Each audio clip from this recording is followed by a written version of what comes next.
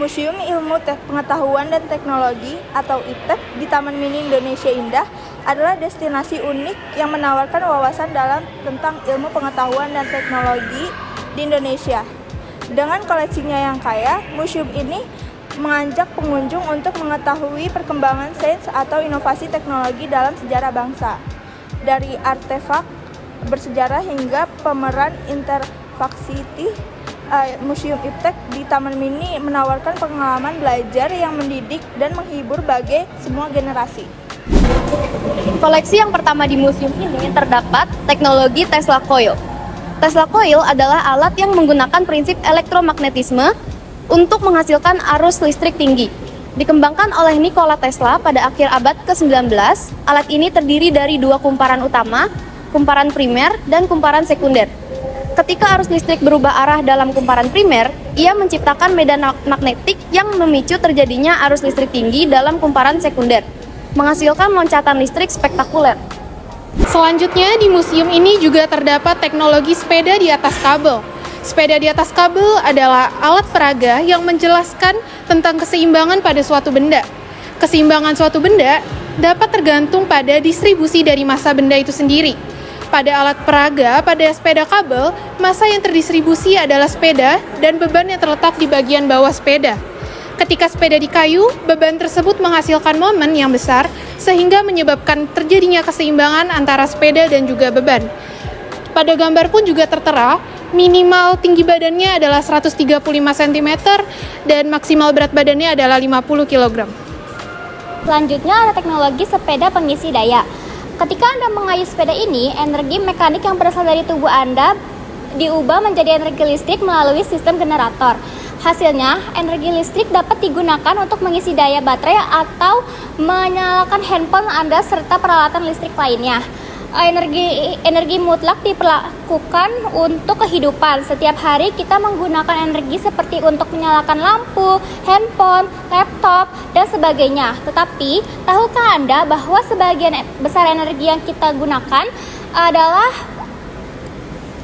berasal dari sumber daya energi fosil yang akan habis dan sulit untuk mendapatkannya lagi. Di sini saya akan menjelaskan tentang sejarah komputer. Komputer adalah alat yang dipakai untuk mengolah data menurut perintah yang telah diprogram. Kata komputer semula dipergunakan untuk menggambarkan orang yang pekerjaannya melakukan perhitungan aritmatika atau tanpa alat bantu. Tetapi arti kata ini kemudian dipindahkan kepada mesin itu sendiri. Komputer berawal dari abad ke-19. Ketika Charles Babbage mencoba untuk mendesain komputer mekanik yang bernama mesin analytical. Mesin ini menjadi basis kerangka desain komputer sekarang. Secara garis besar, pengembangan komputer terbagi dalam 4 generasi, yaitu generasi pertama dimulai ketika komputer digunakan dalam akademi dan militer. Yang kedua, dimulai ketika transistor menggantikan tabung vakum. Generasi ketiga dimulai ketika teknologi transistor meningkat menjadi sirkuit terpadu. Generasi keempat dimulai pada dasawarsa 1970-an ketika penemuan MOSFET dan integrasi berskala besar.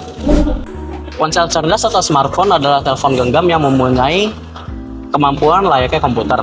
Bahkan ponsel ini sendiri memiliki perangkat seperti komputer atau laptop yang lebih lengkap, di antara lainnya seperti prosesor, RAM, ROM, speaker Bluetooth, GPS, NFC, kamera, gyroscope, infrared, fingerprint, dan lain sebagainya.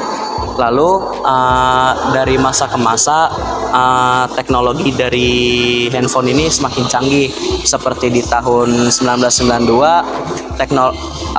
perusahaan teknologi IBM dia mengembangkan smartphone dengan fitur layar sentuh. Lalu di tahun 2001 muncul smartphone yang bisa menggunakan jaringan 3G.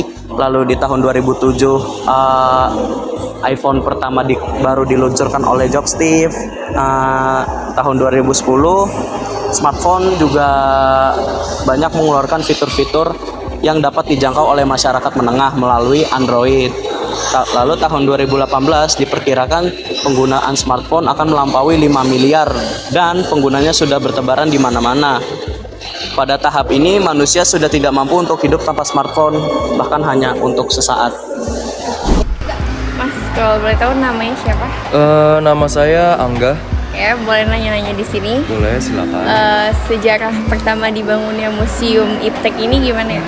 Sejarah pertama dibangunnya IPTEK ini sebenarnya berdirinya awalnya bukan di sini ya, dia di dekat danau kurang lebih.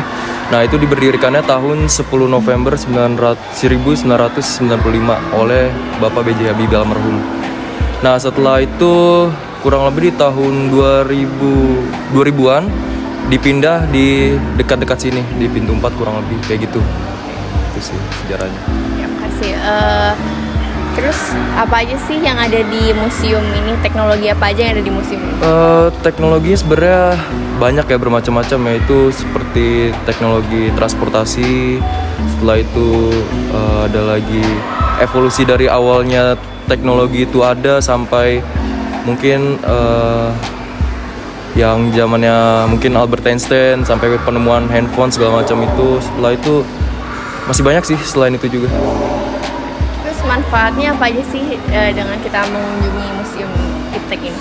Manfaatnya kita lebih bisa mengenal atau belajar tentang sains dan teknologi sih kayak gitu.